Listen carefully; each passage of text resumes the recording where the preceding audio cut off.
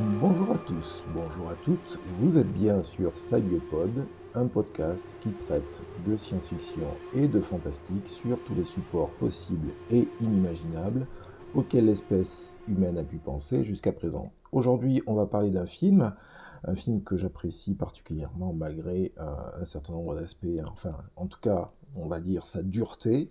Il s'agit de Snowpiercer ou le transpersonnage. Donc Snowpiercer est le titre anglais de l'adaptation filmée d'une bande dessinée franco-belge, je vais y arriver, Le Transpersonnage, qui est qui est une BD développée en épisodes mensuels dans une revue de BD française entre 1982 et 1983, et ce en noir et blanc.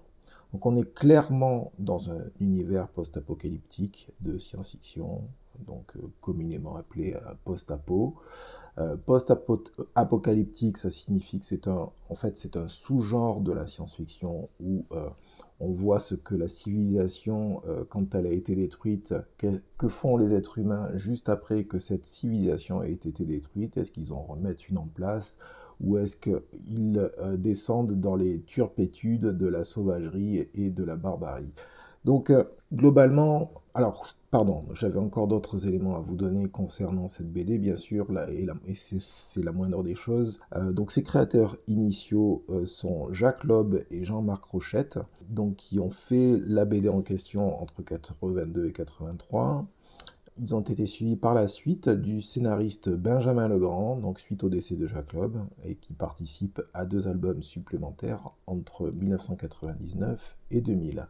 Alors, suite donc à la création de cette BD, je suppose qu'elle a dû inspirer un certain nombre d'autres auteurs et qui ont voulu l'adapter, la convertir sur d'autres supports. Et la première adaptation, je pense que c'est le summum de la réussite, puisque cette BD est adaptée en 2013 en film par le réalisateur coréen Bo Jong-ho. Alors, le concept de Snowpiercer est également adapté en série depuis 2020, donc série qui est toujours en cours dans une 4e saison qui a démarré au mois de juillet. Je ne sais pas sur quel streamer, je ne me rappelle plus.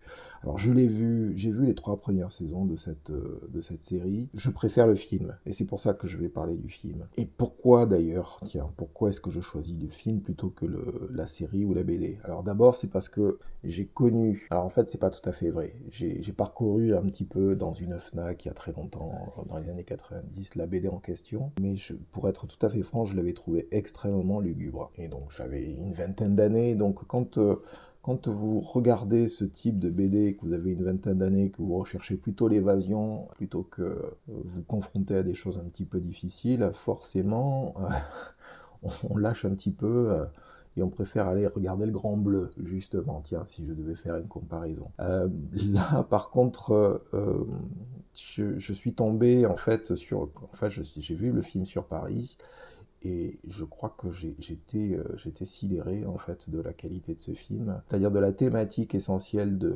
l'aspect, la rotation qui peut exister dans le phénomène d'acquisition du pouvoir, répartition, acquisition du pouvoir, et le fait qu'il y a toujours des phénomènes de résistance à l'acquisition du pouvoir, mais le fait que le pouvoir doit passer la main parce que le temps passe et que les gens meurent globalement, soit de causes accidentelles, soit de causes naturelles, soit de causes violentes, mais le pouvoir doit passer la main à d'autres. Et un autre élément aussi concernant pourquoi j'ai accroché à cet univers avec le film. Et il y a un autre aspect, c'est que donc j'ai regardé la série, j'ai regardé les 3 saisons, j'ai pas regardé les dernières. Par contre, ce que je peux dire, c'est que ce qui fait la force du film, c'est qu'il n'est pas dilué dans son propos. C'est-à-dire, on n'est pas dans une succession de manigances, une succession de manipulations de son entourage proche et moins proche et de ruses, etc. pour arriver à ses objectifs.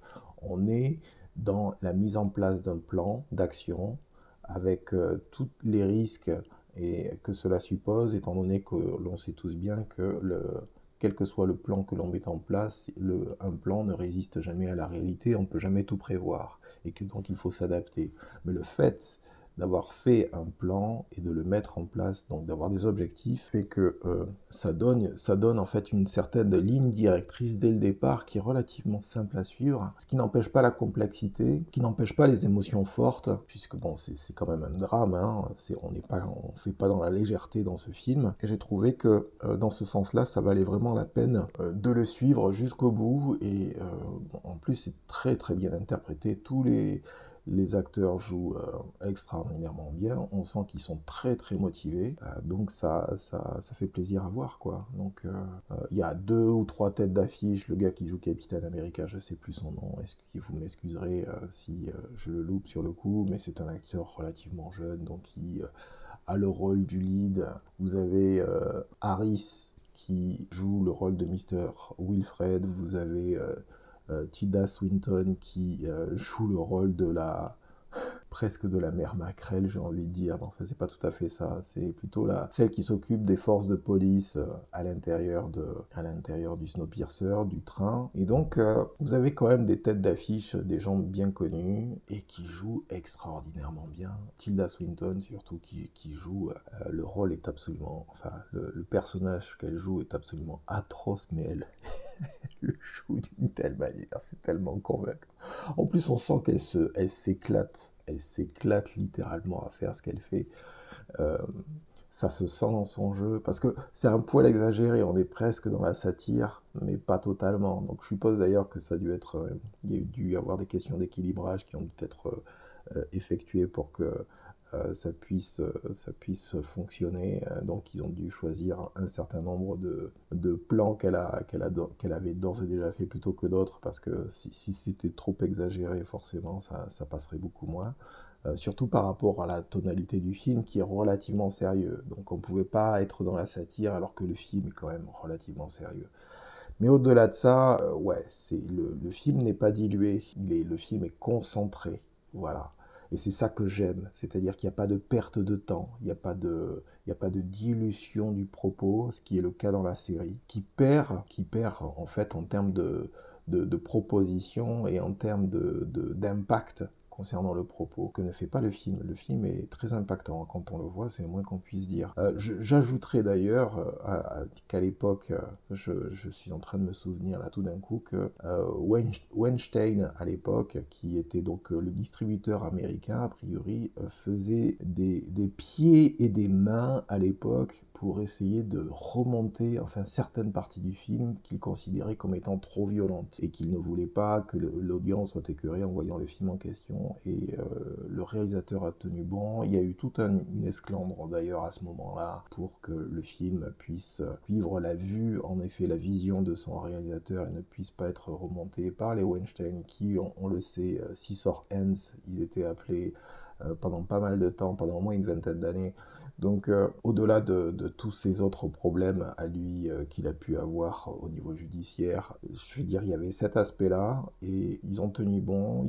Ça n'a pas pu passer parce que je pense que les publics en général, et les journalistes aussi, ont essayé de faire comprendre, enfin il y a une pression en tout cas sur ce monsieur pour qu'il ne remonte pas le film et qu'il le laisse passer tel quel, et c'est ce qui s'est produit, et c'est tant mieux parce que le film est absolument génial, quoi. Je veux dire, encore une fois, le propos est fort. Et justement, enfin, je choisis ce film, vous avez bien dû remarquer que les films que je choisis ne sont pas des films, on fait pas dans le rose bonbon, quoi, hein. Donc, puisque ce film est à côté de Bienvenue à Gattaca, de THX 1138, il sera à côté de Captive State, mais bien sûr, d'ici quelques temps, vous aurez Soleil Vert, Children of Men ou Monster, sont des films que je vais envisager également parce qu'ils ont toute leur place dans le type de podcast que je fais. Et il s'agit de montrer, pas nécessairement du post-apocalyptique,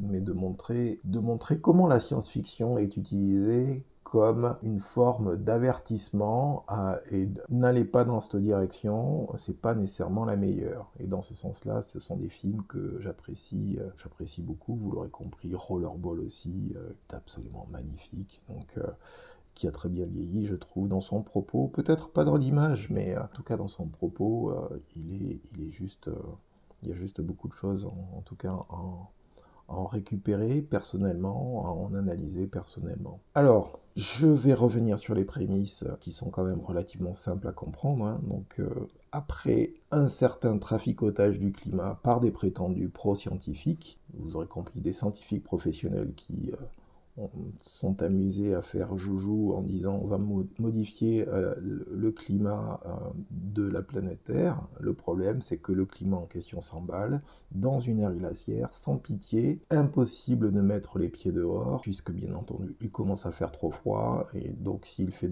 trop froid dehors, il peut aussi faire trop froid à l'intérieur et jusqu'au cuir chevelu. Donc préalablement à ce cataclysme, ce qui aussi il faut comprendre, c'est que vous avez toujours des gens qui sentent les opportunités arriver. La problématique de quelqu'un sera la solution de quelqu'un d'autre. Et préalablement à ce cataclysme, donc un milliardaire, sentant de quel côté le vent va tourner, décide de créer un train totalement autonome et faisant le tour du monde d'une année sur l'autre. Bien sûr, c'est évident, pour embarquer dans ce train, vous avez les fameuses classes, la première classe, la seconde classe, la troisième classe et éventuellement la no-classe absolue, c'est-à-dire que vous avez les wagons de queue dans lesquels qui sont considérés comme des porcheries, mais qui vont accepter un certain nombre de personnes si tant est que la place soit disponible. Donc vous avez donc plusieurs classes à disposition selon le confort que vous pouvez vous offrir.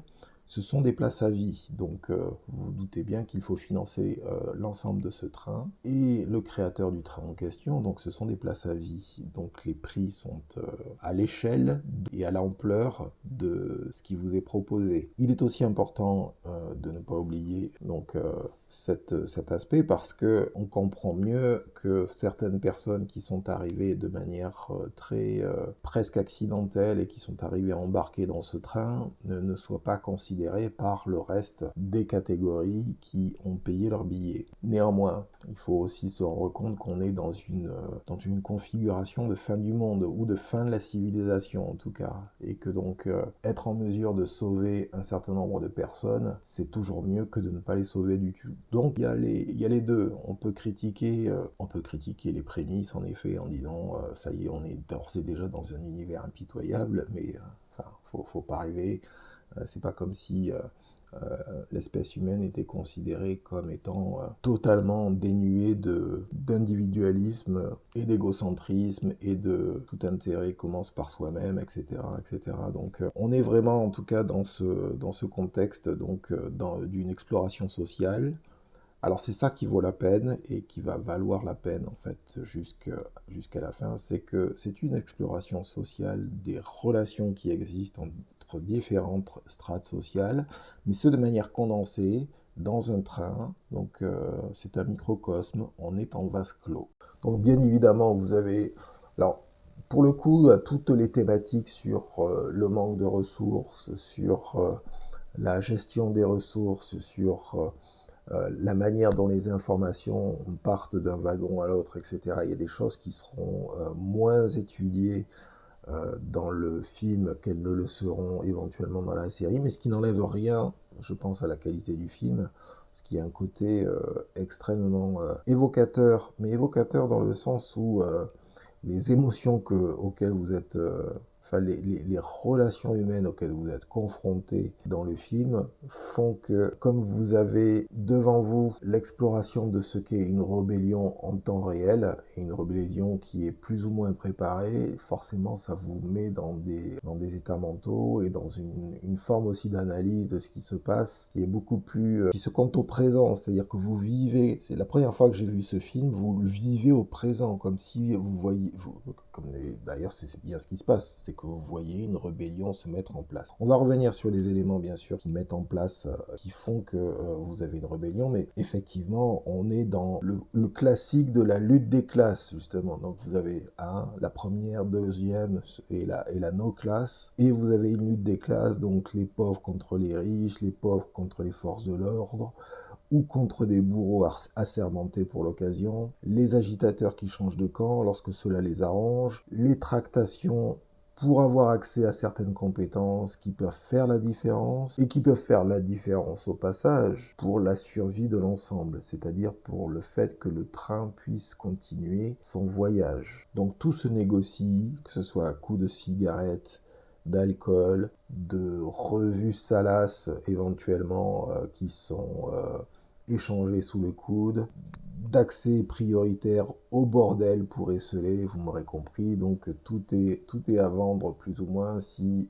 quelqu'un trouve de la valeur dans autre chose ou dans un service. Parce qu'évidemment, l'économie, je veux dire les préceptes économiques qui sont un corollaire initial à la création de ce train, il ne faut pas oublier que c'est un milliardaire qui a investi au départ dans l'élaboration de ce train en prévision des problèmes climatiques et qu'il a fait payer les places très chères pour qu'une petite partie de l'humanité puisse survivre. Donc tout ça sent très bien qu'il y a des préceptes économiques qui sont là et qui précèdent bien sûr la création de ce train. Donc qu'est-ce que cela génère? Mais c'est très simple, c'est-à-dire que l'économie, elle n'a pas cessé d'exister parce que il n'y a plus que les gens qui sont dans le train qui sont encore en vie en fait. Donc contrairement à d'autres éléments qui sont beaucoup moins utiles pour la survie de l'humanité. Mais ce qui fait plutôt froid dans le dos dans cette équation morbide, c'est que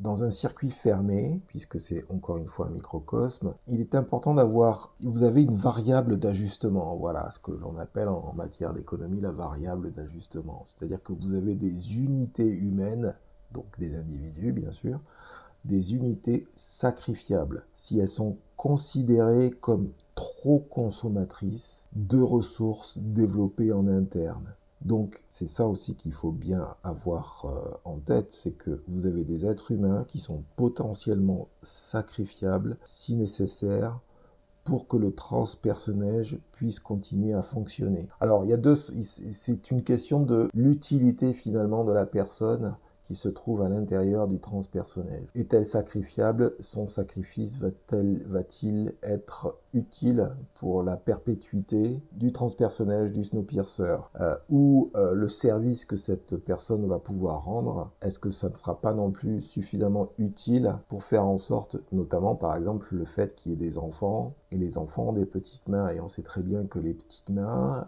on les retrouve au Congo et on les retrouve ailleurs donc dans les mines de coltan et d'autres mines de minerais précieux. Donc on sait très bien que ces choses-là, ces êtres-là, sont considérés comme sacrifiables par une partie de l'humanité du moment que nous avons tous à notre disposition un certain nombre de smartphones qui utilisent les minerais en question, et ce depuis un peu plus d'une vingtaine d'années. Bon, de toute façon, les jeunes individus qui doivent hélas passer par le fait d'aller chercher des minerais, ça, je pense pas que ça date d'aujourd'hui, c'est quelque chose qui, je pense, était bien présent depuis pas mal de temps, bien avant que les smartphones arrivent, mais je pense pas non plus aussi que la tendance soit à la baisse. C'est aussi ça le problème, et c'est un autre sujet. Donc nous disions, dans le transpersonnage, dans le Snowpiercer, tout est, comment dire, tout est routinier. Il y a un ensemble de routines, un ensemble, c'est presque ritualisé, qui ont lieu parce que ces routines-là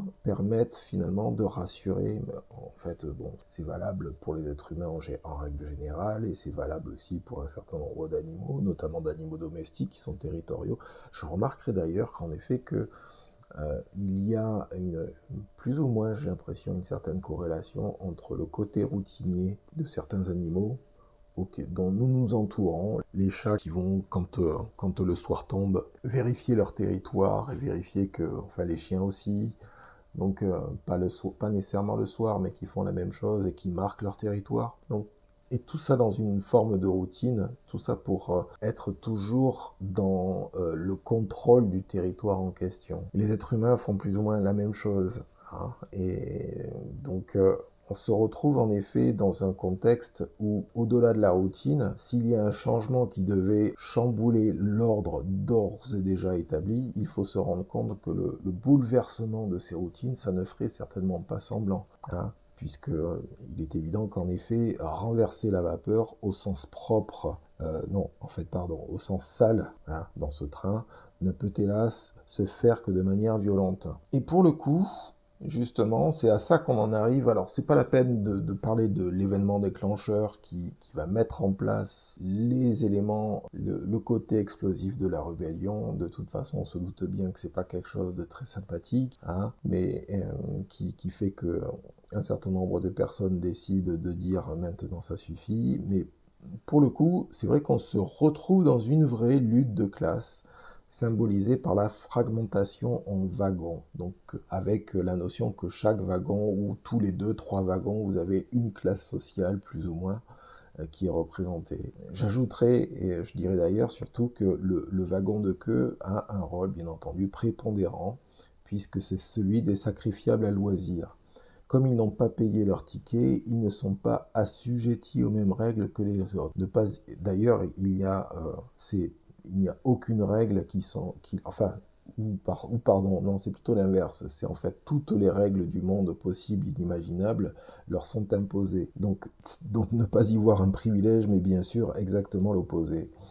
Et tout ce beau monde, enfin plus ou moins parce que, en tout cas dans le wagon de queue, ils sont vraiment dans un état pitoyable. Tout ce beau monde essaye de vivre ensemble dans ce train avec ici et là des pics de violence, de résistance et de clash qui ne cessent progressivement qu'à donner finalement une légitimité et des munitions réelles pour certaines à des mouvements rebelles qui commencent aussi, enfin un mouvement rebelle en particulier, qui commence aussi à s'organiser sérieusement. Et en fait, ce qu'il faut savoir, enfin, je pense pas spoiler quoi que ce soit en disant ça, mais cette rébellion, en fait, elle était prévue plus ou moins. La question, c'était d'utiliser le bon moment ou un événement tellement révoltant justement que cela aurait suscité dès le départ l'envie et le besoin de dépasser les routines qui avaient été mises en place au préalable. Finalement, j'ai aussi envie de me poser la question que dans ce contexte, qu'est-ce qu'un rebelle, qu'est-ce qu'un révolté? Il faut toujours se poser, parce que j'ai envisagé cette notion de rebelle et de révolté dans l'Empereur Dieu, hein, où l'Empereur Dieu explique bien que il adore les rebelles, il adore les révoltés, parce qu'il en fait lui-même ses administrateurs. Il en fait ses administrateurs parce qu'un rebelle, un révolté contre l'ordre établi, c'est quelqu'un qui veut prendre le pouvoir et c'est quelqu'un qui veut du pouvoir. Et s'il veut du pouvoir et si on lui donne du pouvoir plutôt qu'il ait à le saisir, c'est un raccourci intéressant. Bien sûr, c'est pas dit comme ça dans l'Empereur Dieu, c'est dit d'une manière bien plus élégante, mais néanmoins, c'est le résultat. Et c'est donc ça aussi, je voulais reposer la question dans le contexte de Snowpiercer, qu'est-ce qu'un rebelle, un révolté, si ce n'est quelqu'un qui veut exercer le pouvoir à sa manière. Maintenant, ayant dit ça, je tiens aussi à rappeler le contexte du film en question de Snowpiercer, et j'aimerais bien insister sur quelques instants sur les causes de la rébellion, puisque une partie de la population est confinée à l'arrière, comme je l'ai dit, et donc en haillons depuis qu'ils ont embarqué, et se trouvent obligés d'ingurgiter une gelée infâme, marronasse, dont ils ne connaissent pas la provenance, et ce tous les jours. C'est leur seule source de protéines et de nourriture. Et bien plus tard dans le film, on saura ce qui est transformé pour que cela devienne de la gelée. C'est pas soleil vert. Voilà, je vous le sors de suite. C'est pas soleil vert, c'est autre chose, mais c'est quand même important de le savoir. Donc, cette population entassée les uns sur les autres, donc ils vivent vraiment dans une misère totale, hein, absolue, des haillons, des fringues on est dans des tons marron, gris, noir, enfin c'est vraiment, c'est très particulier. C'est pas la... Alors dans ce sens-là, c'est pas original, on a vu ça ailleurs. D'ailleurs, ça me fait penser quelque part les tons qui sont utilisés, si je pense juste en termes de couleurs, ça me fait penser à l'adaptation du film d'Orwell, 1984, où les tons sont aussi de cet ordre-là. Donc, pour revenir à ce que je disais, cette population entassée les uns sur les autres, qui vit d'une manière absolument misérable, est certainement pas partagée au passage, hein, il faut bien le rappeler, par les autres wagons. Dès lors, on comprend mieux ce qui est en jeu quand on comprend la misère humaine qui est la leur, c'est-à-dire se libérer de l'enclos à cochons dans lequel on les a placés, et bien sûr, on peut les comprendre. Et dans ce sens-là, et comme je le disais pour 1984 aussi, le film évoque presque les camps de concentration, dans sa crasse, les punitions, la noirceur ambiante et une colorimétrie en effet de la grisaille. Alors, ceci étant posé, quand on commence à comprendre ce qui se passe, c'est que vous avez une hiérarchie effectivement sociale, vous avez les gens qui ont payé, mais vous avez des gens qui sont utiles, c'est-à-dire vous avez des professeurs qui donnent cours à des élèves, mais en fait c'est plutôt qui leur donnent accès à une certaine propagande pour renouveler les classes sociales, puisqu'apparemment le train est en marche depuis pas mal de temps. Donc s'il est en marche depuis pas mal de temps, les gens n'arrêtent pas de se reproduire même s'ils sont en vase clos. On comprend bien que vous avez aussi des gens qui sont utiles. Vous avez une forme de police, vous avez une forme de garde rapprochée, capable de faire, ou d'escadron de la mort plutôt, capable de faire le coup de force si c'est nécessaire. Mais vous avez aussi les gens qui maintiennent le train en état de marche. D'ailleurs, c'est pas trop vu, puisqu'on parle essentiellement de la figure paternaliste dans l'ensemble du train, donc de la figure de proue qui serait Wilfred, et qui serait donc la personne qui aurait mis en place, le milliardaire qui aurait mis en place l'ensemble des éléments et le fait de designer le train tel qu'il est, etc. Donc ça permet dans le film, au lieu de passer tout son temps à détailler finalement l'ensemble des rouages, justement, des rouages humains d'ailleurs, qui permettent au train de fonctionner de manière efficace, au jour le jour, on a plus affaire à une figure de proue, à une figure presque bête. De toute façon, c'est en même temps l'ingénieur en chef et en même temps le dictateur en chef du train en question, quoi. Et donc, on est obligé de faire avec lui, même si on le voit pas en fait pendant l'essentiel du film, mais on comprend que c'est cette personne qui a permis à ce que le train existe et qui permet encore au jour d'aujourd'hui à ce que le train fonctionne.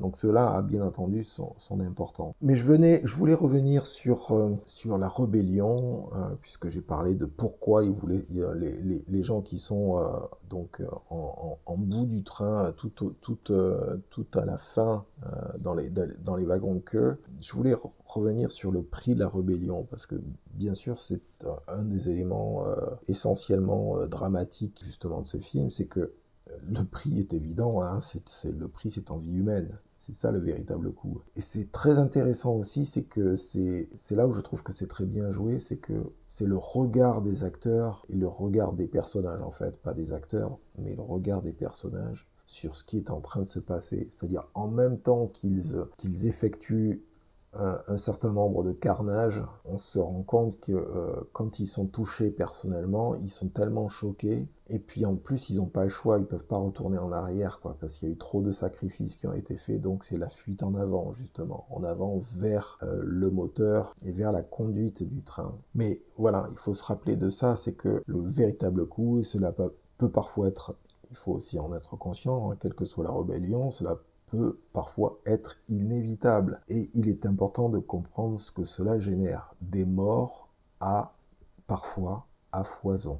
En tout cas, la chose importante, c'est de mettre un plan pour la rébellion en place, le plus pratique, le plus réaliste et surtout un plan qui tienne précisément compte des faiblesses de l'adversaire. L'ingéniosité des rebelles est évidente, mais leur naïveté également à ne pas comprendre que des contre-mesures, coups d'ailleurs qui se sont d'ailleurs produits dans le passé du transpersonnage, va leur jouer des tours plus que meurtriers, hélas. C'est ça aussi qu'il faut comprendre, c'est-à-dire que les erreurs de perception et le manque d'information vont faire que ça va se payer en vie humaine. Donc il y a un autre aspect aussi, c'est que l'imbécilité réelle et en même temps apparente, en tout cas certainement grotesque du pouvoir établi, est juste incroyable. Et c'est d'ailleurs formalisé par une actrice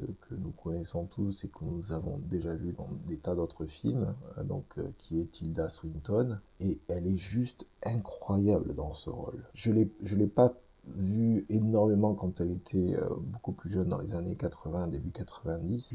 J'ai commencé à la voir courant des années 2000, mais là je crois que j'étais vraiment par terre de voir à quel point elle jouait bien ce rôle, c'est-à-dire ce rôle d'une espèce de, comment dire, de cruauté absolue contre des gens qu'elle considère étant inférieurs à elle, et avec une espèce de dévotion pareille, totale, vis-à-vis des autorités en place ou de l'autorité en place qui donc est symbolisée par Monsieur Wilfred. D'ailleurs, j'ai presque envie de dire que son rôle, c'est-à-dire la manière dont elle joue vis-à-vis des autres acteurs, pourrait résumer quelque part un peu tout le film. Et toute l'ambiguïté qu'il y a en fait dans le rôle qu'elle a, c'est-à-dire qu'elle a un rôle pivot en effet, où en même temps elle apparaît totalement idiote, mais elle apparaît en même temps totalement cruelle, totalement sûre d'elle,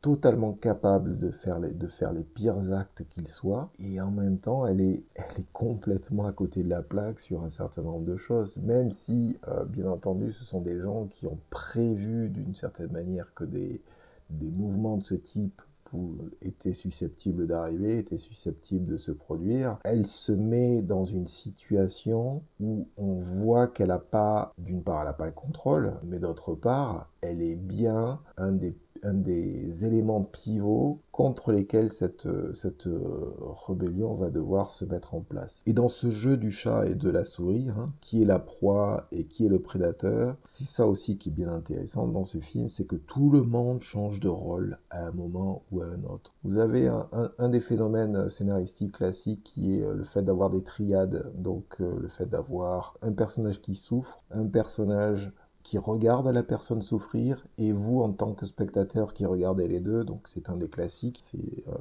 je ne vais pas rentrer dans les détails, mais c'est ce qui permet en fait au spectateur de ressentir des émotions en voyant les émotions qui sont ressenties par un des personnages qui voit quelque chose d'atroce. Et quand vous voyez ça, quand vous vous rendez compte justement à quel point ça a de l'importance, parce que il y a de la surprise. Voilà, la surprise, c'est le changement de rôle très rapide en fait qui s'effectue, puisqu'il y a des tas de scènes d'action où il y a des tas de choses qui se passent, et les rôles sont de nature à changer d'un wagon à l'autre, d'une situation à l'autre, et ce de manière extrêmement, peut-être pas fluide, mais extrêmement rapide en tout cas. Il y a une chose aussi à comprendre dans ce genre de cas, c'est que le pouvoir, au-delà d'une résistance accrue, donc d'une résistance accrue à cette rébellion, ce pouvoir en place, il a des plans contingents qui sont d'ores et déjà en place pour assurer sa continuité. Et dans ce sens-là, c'est bien une partie d'échec. Bien entendu, ce qu'il faut comprendre, voilà, c'est que c'est une partie d'échec que ce pouvoir a précédemment joué, ne serait-ce que dans sa tête, si ce n'est en pratique. Si les rebelles sont des naïfs, la fleur au fusil, justement, ils iront de découvertes sordides en découvertes macabres, qui là aussi est une évidence, c'est-à-dire que vous faites pas juste dans l'explosif émotionnel et physique collectivement pendant 5 minutes. Si vous devez vous rebeller, en tout cas dans le film, il s'agit de le faire jusqu'au bout pour arriver à un résultat. Donc le pouvoir en place, c'est très bien dans ce cercle, dans ce microcosme fermé. Le pouvoir sait très bien de quelle manière gérer les individus. Je veux dire, pour faire référence à des trains, on va faire référence à des choses réelles. Vous m'en excuserez, mais je ne peux pas m'empêcher de voir qu'il y a des parallèles à faire qui sont évidents. Quand il a été décidé en France, en tout cas, de faire une réforme sur la retraite, notamment des cheminots, si je me souviens bien, donc dans le milieu du ferroviaire, qu'est-ce qui s'est passé? Alors, au-delà des grèves, au-delà de tout ça, il y a une chose qui s'est passée qui était importante. J'ai pas vu beaucoup de monde, en fait, se rendre compte du jeu d'échecs qui était en train d'être joué et qui a été malheureusement ou heureusement, selon les cas, très bien joué par le pouvoir en place. Un des éléments, c'est que c'était les vivres, les transports de vivres et donc de ressources alimentaires étaient amenés à Rungis par des trains. Et avant que la grève et que les mouvements sociaux dans les milieux ferroviaires ne se mettent en place, il a été décidé par le pouvoir en place, et je me rappelle très bien de ça, de faire en sorte que toutes les denrées alimentaires passe par du transport routier, juste avant en fait que, en effet, cette mesure et ces lois qui essayaient de passer sur la retraite des cheminots et sur les salaires des cheminots. Sinon, je crois que c'était bien sur les retraites. Donc, enfin, vous voyez, c'est-à-dire qu'ils savaient très bien qu'il y allait une grève qui allait arriver tôt ou tard. Donc, pour éviter de ne pas avoir les denrées alimentaires qui arrivent à Rungis, ils ont fait en sorte que le transport routier en prenne la charge. En prenant la charge, si les grèves arrivaient au niveau ferroviaire, ils n'avaient pas de souci, en tout cas que les denrées alimentaires puissent arriver jusqu'à Paris. Donc voilà, juste pour dire à quel point ces calculs, entre guillemets, même d'un point de vue, même dans le réel, ont aussi une certaine importance. Je veux dire, c'est de bonne guerre, hein. C'est tout à fait logique que le pouvoir en place aussi se prémunisse de ne pas avoir accès à un certain nombre de denrées alimentaires. Et il manquerait plus que ça qu'il ne le prévoit pas. Je dis pas ça pour les défendre, je dis ça, c'est que c'est logique. Quelles que soient les personnes, que ce soit dans la fiction ou la réalité, qui veulent mettre en place des grèves ou qui veulent mettre en place un certain nombre de mesures pour arriver à un certain nombre d'objectifs, il faut penser les choses jusqu'au bout en pensant au coup que l'adversaire peut porter. Parce que si vous ne le faites pas, il va le faire pour vous en tout cas. Entre les deux, c'est la personne qui pense de quelle manière la partie adverse va se comporter. C'est cette personne-là, ou en tout cas ce camp-là, ce collectif-là, qui a de plus de chances de gagner que les gens qui vont se lâcher. Voilà. Donc c'est une partie d'échec. Comme je le disais, que ce pouvoir a précédemment joué, ne serait-ce que dans sa tête, si ce n'est en pratique, bien sûr, et certainement en pratique. Et ce dont ces rebelles ne se rendent toujours pas compte, en effet, c'est que sans une analyse, et c'est à ça que je voulais arriver, bien sûr, c'est que sans une analyse froide et surtout dépassionnée, il y a une chose aussi apparente qui est cyniquement, hélas, évidente, c'est ils sont en train de faire le sale boulot du pouvoir en place. Qu'est-ce que je dis quand je dis quelque chose comme ça? Dans le film, c'est apparent, c'est évident. C'est-à-dire qu'on se rend compte que vous avez des gens intelligents qui sont que du train, mais vous avez des gens intelligents aussi qui sont à la tête du train, dans la locomotive. Vous avez certainement des gens intelligents au milieu. Mais c'est une intelligence qui n'est pas distribuée de manière égale. C'est-à-dire que vous avez un petit nombre d'individus avec une certaine intelligence, et vous avez un grand nombre d'individus qui n'y ont pas trop accès. Et donc, on se retrouve avec, finalement, on doit faire avec les pièces du jeu d'échecs que l'on a. C'est horrible de dire ça, rien que d'y penser, mais bon, bref. Dans le cas précis, c'est ce qui se passe. Et quand je dis que les rebelles font le sale boulot du pouvoir en place, qu'est-ce que je veux dire par là? Alors, je vais m'expliquer. C'est-à-dire que ce qu'ils font, ils vont virer tout simplement, manu militari, un certain nombre de personnes qui sont au service du pouvoir en place. À savoir, effectuer une tuerie ou une boucherie, selon la manière dont on l'appréhende, en effet, des membres et serviteurs les plus idiots, les plus fainéants, les moins intelligents, en gros les moins capables, et qui sont au service du pouvoir en question, personnalisé par Monsieur Wilfred. C'est ça qu'il faut comprendre.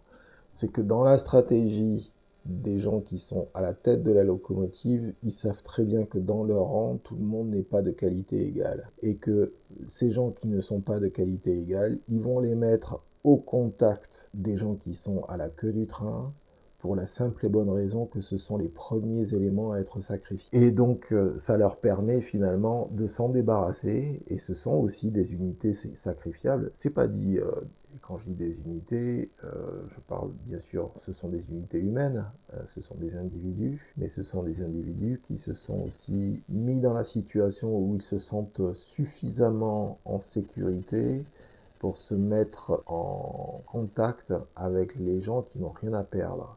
Et ne jamais oublier que quand vous êtes acculé contre un mur, il n'y a qu'une chose à faire, c'est le rebond.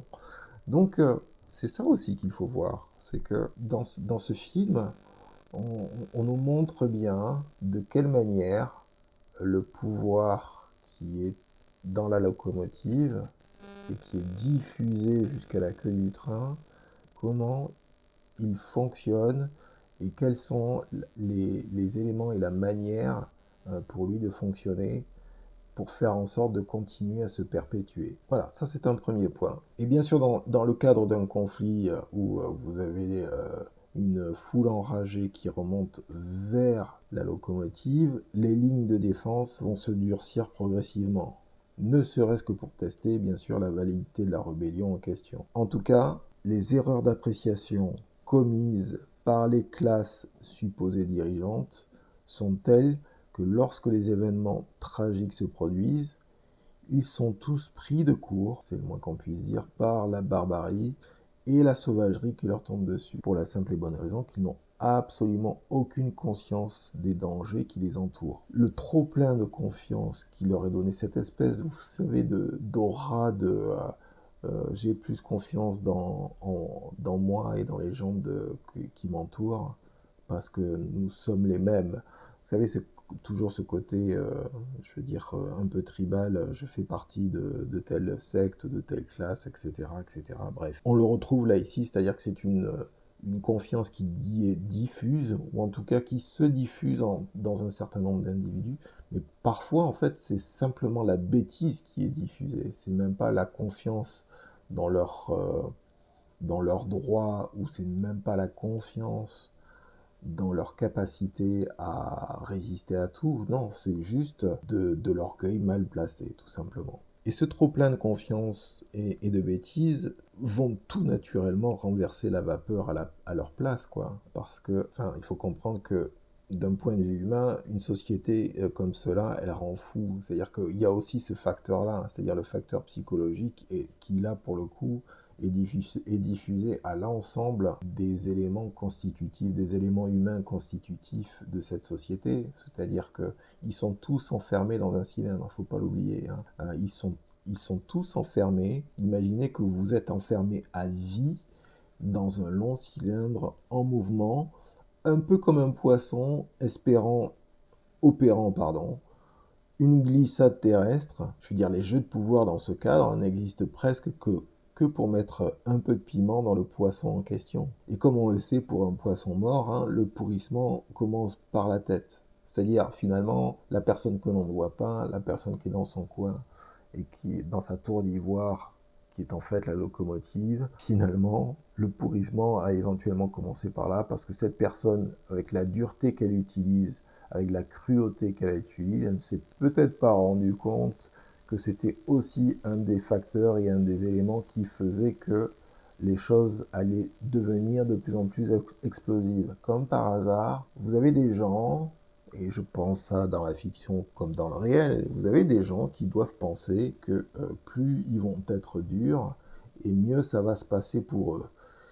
Et j'aurais tendance à penser que ces gens ont tout intérêt à faire extraordinairement attention, et ce n'est absolument pas quelque chose de menaçant. Mais néanmoins, il faut le dire, parce que, je veux dire, l'ingénuité, la créativité destructrice et la destruction créatrice ne sont pas le simple fait des milieux économiquement puissants. Les notions de Samson contre Goliath ont aussi leur importance. Se rappeler un certain nombre de conflits précédents dans les années 60 et 50, et ça remettra de suite les pendules à l'heure. Pas la peine d'aller dans les détails, mais je pense que, étant donné comment dire, les conflits évoluent aujourd'hui, il y a des tas de talents, s'ils se retrouvent sur le carreau pour x, y raison, et qu'ils ne trouvent pas... C'est clairement, enfin d'un point de vue personnel, j'ai presque envie de dire, et là je parle sérieusement finalement, c'est presque un avertissement, c'est vrai, c'est que avec ce qui se passe avec l'intelligence artificielle, avec tout le dégraissage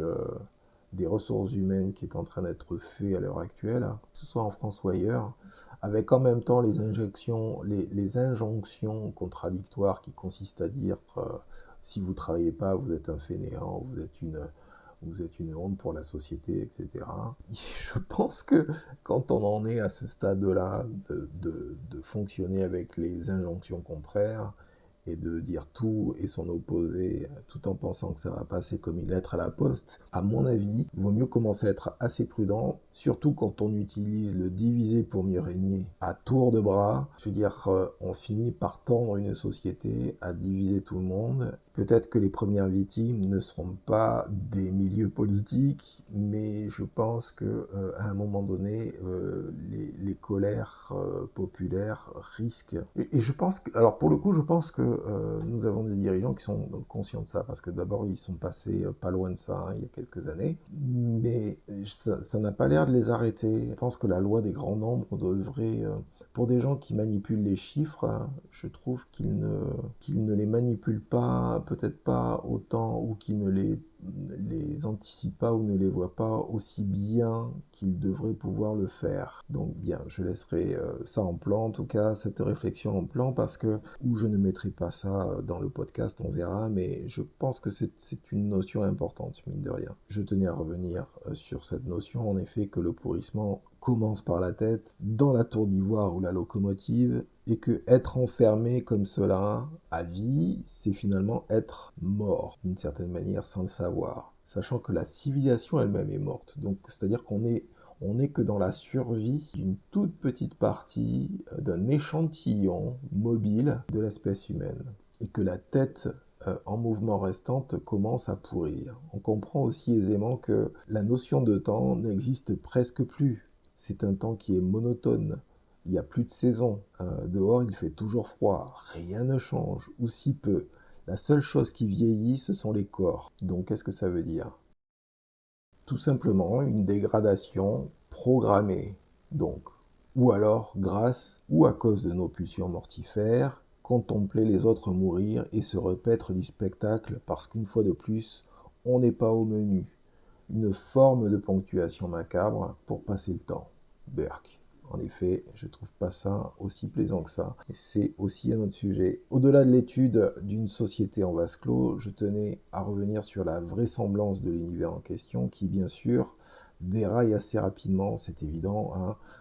Si l'on se rapproche d'un peu trop près, car ce n'est pas simplement le train qui doit être entretenu, il faut rendre à César ce qui est à César de façon régulière, mais la fameuse voie ferrée également, celle qui entoure la planète tout entière. Et là, comme par hasard, il n'y a plus personne. Enfin, comme par hasard. Non, c'est bien sûr absolument pas le fait d'un hasard. Alors, petit bémol, les bandes dessinées en parlent peut-être, mais de mon côté, j'avoue que lorsque j'ai parcouru cette BD dans les années 90, j'ai trouvé le contenu un poil lugubre, ce qui est d'ailleurs aussi le cas dans le film, bien sûr, mais et c'est transposé d'une main de maître par son réalisateur, ça il n'y a rien à dire là-dessus, j'ai été positivement choqué, même s'il y a des choses atroces qui se passent. Je pense que c'est surtout une question d'âge, en fait. C'est-à-dire qu'à 20 ans, je recherchais un poil plus l'évasion que la réflexion sur ces sujets-là. Surtout sur cette notion de pouvoir en place et de rébellion qui cherche à renverser un pouvoir dans un microcosme. Bon, je pense que le sujet était vraiment intéressant à explorer. Maintenant, bon, étant donné que je suis plus âgé, je me sens bien plus intéressé par la pertinence et la crédibilité du propos qui consiste à voir comme presque dans une expérience de laboratoire, qu'est-ce que donnerait une société humaine, donc dans une termitière sous forme de cylindre, parce que c'est presque ça, quoi. Et finalement, le comparer. Et ça aussi, ça a sa valeur. Et c'est pour ça que je fais les réflexions que je fais sur un certain nombre de choses qui se sont produites il y a quelques années. C'est que ça vaut le coup aussi de comparer avec, même si c'est un microcosme, mais de comparer avec le réel. C'est impossible de ne pas penser à la révolte presque des gilets jaunes, quoi. Même s'il y a des tas de choses qui sont, même si c'est spontané, il n'y a rien s'il n'y a pas de plan en place derrière, même si c'était juste une question de ras-le-bol d'un certain nombre de choses, que les gens se sont manifestés de cette manière. Je pense aussi que, enfin, quand les règles du jeu commencent à être un peu trop strictes et quand je dis un peu trop strictes, ce que j'entends par là, c'est que toujours être en train de prétendre qu'on est le détenteur de la morale à infliger à l'ensemble de la nation, il faut faire très très attention avec ces notions-là.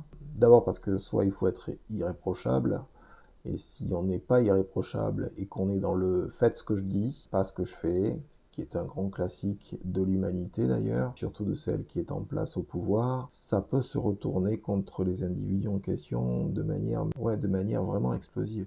Moi, finalement, je dis tout ça, c'est pas pour qu'il se passe quelque chose, hein, ou c'est pas parce que j'ai envie qu'il se passe quelque chose, parce que je préférais qu'il se passe rien. Mais si toutes les causes qui amènent les gens à exploser se mettent progressivement en place, ne pensez pas, j'ai presque envie de dire à tous ces gens-là, ne pensez pas que la robotique va vous sauver, quoi. Parce que j'aimerais pas être en face de 10 millions de personnes enragées. Je pense que personne n'a envie de l'être. Et si vous êtes en face de 10 millions de personnes enragées, en France, vous êtes en face de 10 millions de personnes. Si c'était un train de plus de 10 millions de personnes, et qui a 100 000 à la tête, je veux dire, quelles que soient les forces dans lesquelles que vous avez en question, je veux dire, faut pas oublier que c'est un pays dans lequel il y a du génie créatif. Le génie créatif, ça peut s'exprimer de différentes manières. Il y a des étincelles qu'il vaut mieux essayer d'éviter, à mon avis. Voilà. Et je pense que nous arrêterons sur ces mots qui ne sont ni pessimistes ni optimistes, mais je pense qu'il est important d'avoir conscience de ces aspects-là. Sachant que c'est pas dans les mœurs. Enfin, on parle de la Révolution très souvent en 1789, donc se rappeler que ça a été suivi par un empereur des Français par la suite. Donc ne jamais oublier aussi, bien sûr, quand Mitterrand disait que ce pays était un pays conservateur, il n'avait pas tort et son analyse était très pointue et précise, puisque c'est parfaitement le cas. Effectivement, il y a des gens qui se sont rebellés à plusieurs reprises, mais les conditions sont différentes. Le nombre, vous voyez, je fais de l'analyse de ce qui se passe en France, c'est-à-dire le nombre de personnes est différent. Alors bien sûr, il y a des boucs émissaires, donc l'étranger, la personne qui ne vous ressemble pas et qui n'est pas comme vous, et le bouc émissaire évident.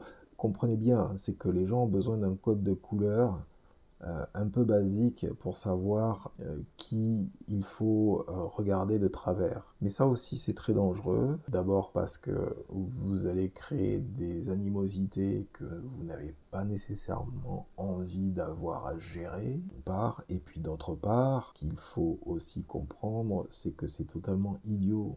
Et c'est bien d'essayer d'abaisser le niveau des gens, le niveau intellectuel des gens, mais c'est aussi extraordinairement dangereux. Surtout quand les gens en question se rendent compte qu'ils ont été pris pour des imbéciles. Je pense que c'est un des aspects les plus importants et les plus évidents finalement de notre époque. C'est-à-dire que à partir du moment où vous avez une majorité de gens qui auront compris qu'on les prenne pour des imbéciles qui ne savent pas, qui ne comprennent pas ce qui est en jeu, que ce soit en matière de surveillance, mais que ce soit en matière de pression de toute nature, économique, juridique, fiscale, etc.